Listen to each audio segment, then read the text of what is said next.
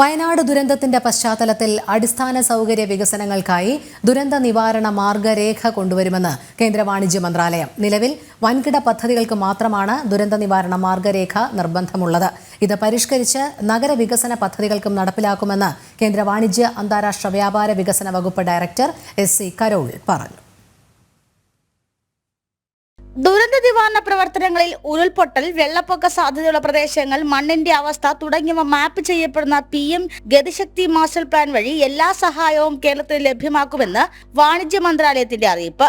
പ്രധാനമന്ത്രി ഗതിശക്തി പദ്ധതികളുടെ അവലോകന യോഗത്തിനു ശേഷമാണ് മന്ത്രാലയം നിലപാട് വ്യക്തമാക്കിയത്.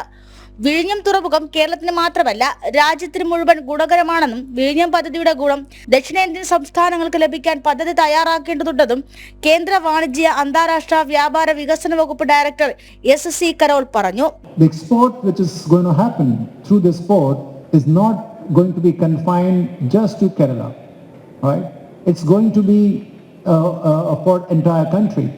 The commodities or the cargoes would be coming as far as from the northeast or the east or the northern part or the northwestern part of the country, besides coming from the southern states.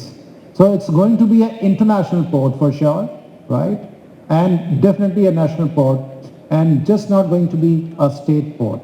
PM Gati Shakti ദേശീയ master plan data ദുരന്ത നിവാരണത്തിന് വളരെ വിലപ്പെട്ടതാണെന്ന് ശില്പശാലയിൽ മുഖ്യപ്രഭാഷണം നടത്തിയ DPIT secretary Rajesh Kumar Singh പറഞ്ഞു. അടിയന്തര ഘട്ടങ്ങളിൽ data അധിഷ്ഠിതമായ തീരുമാനങ്ങൾ എടുക്കാൻ ഈ വിവരങ്ങൾ ജില്ലാ ഉദ്യോഗസ്ഥരെ പ്രാപ്തരാക്കും. അടുത്ത മാസത്തോടെ പ്രവർത്തനം ആരംഭിക്കുന്ന ജില്ലാ മാസ്റ്റർ പോർട്ടലിൽ പരമാവധി വിവരങ്ങൾ ചേർക്കണമെന്നും അദ്ദേഹം അഭ്യർത്ഥിച്ചു.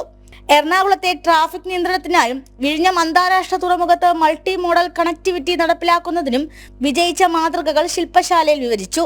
സംസ്ഥാന സർക്കാരിന്റെ കേന്ദ്ര സഹകരണത്തോടെ കേന്ദ്ര വാണിജ്യ വ്യവസായ മന്ത്രാലയത്തിലെ ലോജിസ്റ്റിക്സ് ഡിവിഷനാണ് തിരുവനന്തപുരത്ത് ശില്പശാല സംഘടിപ്പിച്ചത്. ജനം, തിരുവനന്തപുരം.